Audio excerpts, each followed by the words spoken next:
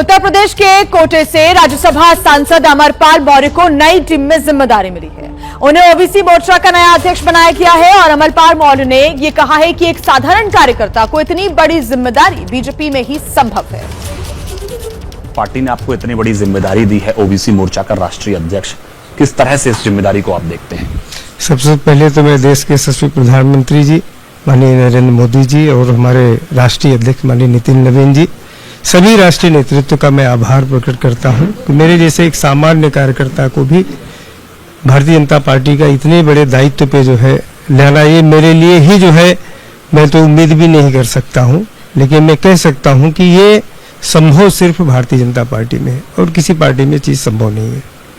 Sir, चूंकि आपको OBC मोर्चा का राष्ट्रीय अध्यक्ष बनाया है, बहुत बड़ी जिम्मेदारी है। ये जो टीम बनी है 2029 के लोकसभा चुनाव तक उसी के नेतृत्व में लड़ा जाएगा। उससे पहले 2027 का यूपी विधानसभा चुनाव है। ओबीसी मतदाताओं को साधने के लिए किस तरह से आप योजना बनाकर काम करेंगे?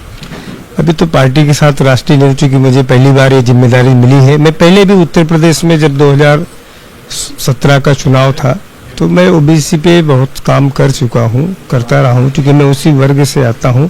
और दूसरा देखिए, नरेंद्र मोदी सरकार की जो नीतियां हैं वो प्रत्येक समाज के उन अंतिम पायदान पर बैठे हुए व्यक्तियों तक कैसे पहुंचे, मैं उस दिशा में पहले भी काम किया हूं और यही सरकार वो काम कर रही है और इसीलिए समाज के साथ में जो है जुड़ने में कोई समस्या नहीं है। सर, अखिलेश यादव लगातार पीडीए की बात कर रहे हैं, उसमें पिछड़ा, दलित और अल्पसंख्यक की बात लगातार वो करते हैं। हालांकि उन्होंने पी से अब उन्होंने पंडित भी उन्होंने जोड़ दिया है।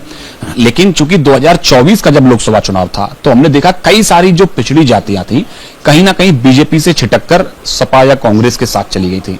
तो अब जो है यूपी में जब 2027 में विधानसभा चुनाव होना है तो क्या आप फिर से कामयाब हो पाएंगे उन सभी जातियों को वापस लाने के लिए? मैं तो भी नवीन दायित्व की तरफ पार्टी ने मुझे काम दिया है, मैं उन सब चीजों पे बात करूंगा, उसके भी समय आएंगे। मैं फिर